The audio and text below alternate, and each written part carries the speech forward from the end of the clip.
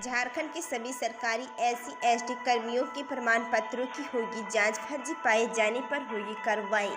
झारखंड की सरकारी कार्यालयों में कार्यरत अनुसूचित जाति और जनजाति कर्मियों के प्रमाण पत्रों की नए सिरे से जांच होगी। भारत सरकार के आदेश के बाद राज्य सरकार के कार्मिक विभाग ने इससे संबंधित आदेश जारी कर दिया है। कार्मिक विभाग ने सभी सचिव, आयुक्त और प्रमंडलीय आयुक्तों को इस संबंध में पत्र लिखा है। जांच कर इससे संबंधित दस्तावेज अपलोड किया जाएगा। सारी प्रक्रिया 1 माह के अंदर पूरी करने का निर्देश दिया गया है। कार्मिक विभाग के आदेश के बाद सरकार द्वारा निर्धारित प्राधिकार का सहमति पत्र लिया जाएगा। कर्मियों को निर्धारित प्राधिकार के क्लेम लेकर जमा करना होगा। ऐसा नहीं करने पर उपायुक्त से जांच कराई जाएगी। गलत प्रमाण पत्र पाए जाने पर कर्मियों पर कार्रवाई की जाएगी। सारी प्रक्रिया 1 माह के अंदर पूरी करने का निर्देश दिया गया है। राज्य में कई कर्मियों के जाति प्रमाण पत्र की जांच अभी तक चल रही है। इनके खिलाफ गलत जाति प्रमाण पत्र देकर नौकरी पाने का मामला सामने आया है। झारखंड में कब तक है बारिश की संभावना? इस तारीख को भारी बारिश अलर्ट जारी। झारखंड के सभी जिलों में 7 जुलाई तक हल्के से मध्यम दर्जे की बारिश हो सकती है। इस दौरान मेघ गर्जन और वज्रपात भी हो सकती है। 7 जुलाई को राज्य के उत्तर पूर्वी, दक्षिण पूर्वी और मध्य भागों में कहीं कहीं भारी बारिश हो सकती है। इसे लेकर मौसम विभाग ने येलो अलर्ट जारी किया है। राज्य में करीब 1 सप्ताह के बाद अच्छी बारिश हुई। अधिकतम तापमान तो 32 डिग्री सेल्सियस के आसपास ही था, लेकिन सुबह से पछुआ हवा के कारण गर्मी और उमस थी। दोपहर 3 बजे के बाद आकाश में बादल छा गए और बारिश शुरू हो गई। 2 घंटे में ही करीब 27 मिलीमीटर के आसपास बारिश हुई। मौसम विभाग के अनुसार स्थानीय कारणों से बारिश हुई। राजधानी राज्य में शनिवार शाम हुई आधे घंटे की झमाझम बारिश की वजह से मौसम सुहाना हो गया। कई दिनों से गर्मी और उमस झेल रहे शहरवासियों ने राहत की सांस ली, लेकिन शहर की कई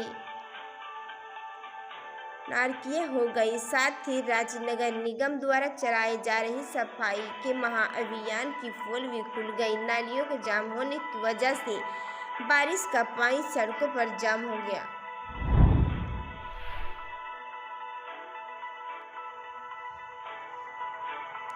झारखंड के स्कूलों में लड़कियों की नामांकन दर लड़कों से अधिक। नामांकन लेने में मुस्लिम छात्रों से आगे छात्राएं।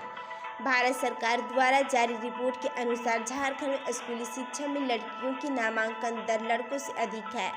वहीं स्कूलों में पढ़ने वाले कुल विद्यार्थियों में 12.67% मुस्लिम बच्चे नामांकित हैं। राज्य के विद्यार्थियों में नामांकित कुल लड़कों में से 12.09% मुस्लिम लड़के व कुल नामांकित लड़कों में से 13.26% लड़कियां हैं। जबकि रिपोर्ट के अनुसार अन्य वर्ग के विद्यार्थियों की तरह ही मुस्लिम में भी लड़कों की तुलना में लड़कियों की नामांकन दर अधिक है। झारखंड की प्राइमरी कक्षा से लेकर हायर सेकेंडरी तक कुल नामांकन का 12.67% मुस्लिम बच्चे नामांकित हैं। राष्ट्रीय औसत की तुलना में झारखंड में मुस्लिम बच्चों के नामांकन का प्रतिशत लगभग 1% कम है। केंद्रीय मानव संसाधन मंत्रालय द्वारा जारी रिपोर्ट के अनुसार राष्ट्रीय स्तर पर कक्षा 1 से 12वीं तक में से मुस्लिम विद्यार्थियों में नामांकन का प्रतिशत 13.95 है।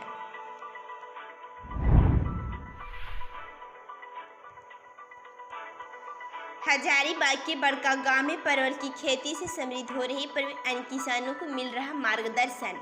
झारखंड के हजारीबाग जिला अंतर्गत बड़का गांव प्रखंड में अब परवल की खेती होने लगी है। इसका श्रेय पर्यावरण प्रेमी प्रवीण कुमार मेहता को जाता है। पहले पटल की खेती हजारीबाग जिले के अधिकांश प्रखंडों में नहीं हुआ करता था।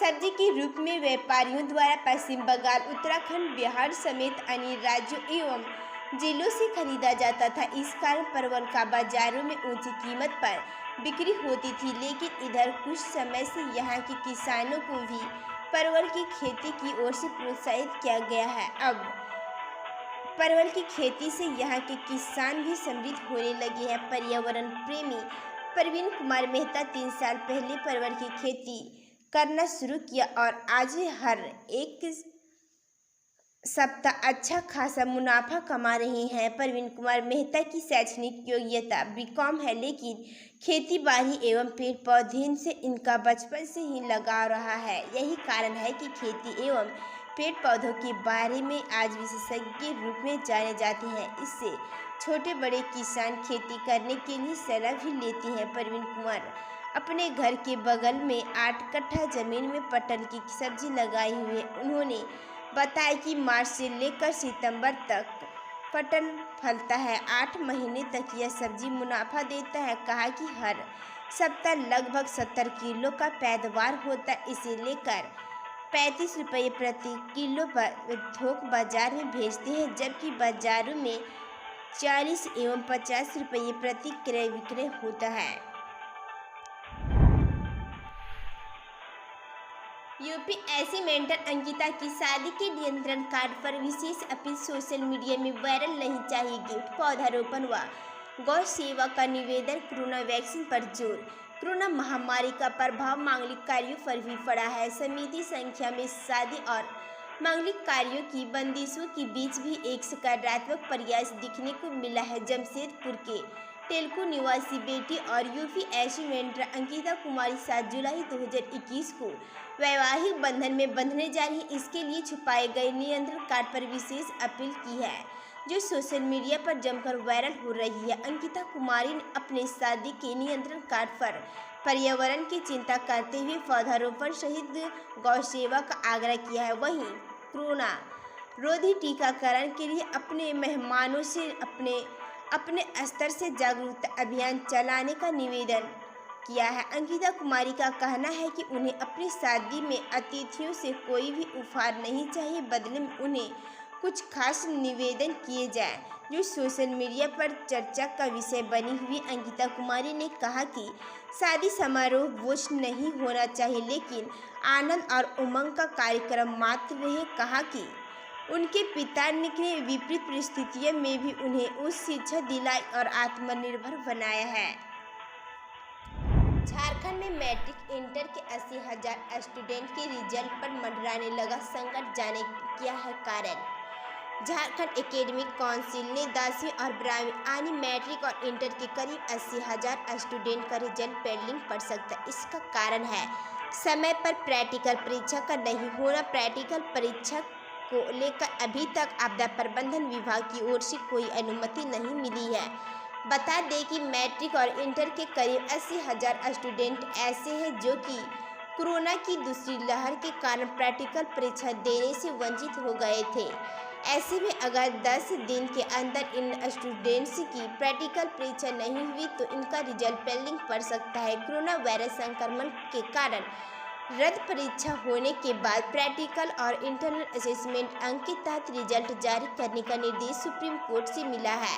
इसको देखते हुए जैक ने 3 जुलाई से 13 जुलाई तक इसे अपलोड करने का निर्देश दिया। इसी कारण संभावना बढ़ गई है कि अगर इन 80,000 स्टूडेंट का प्रैक्टिकल परीक्षा नहीं हो पाया तो इनका रिजल्ट पेंडिंग पड़ सकता है।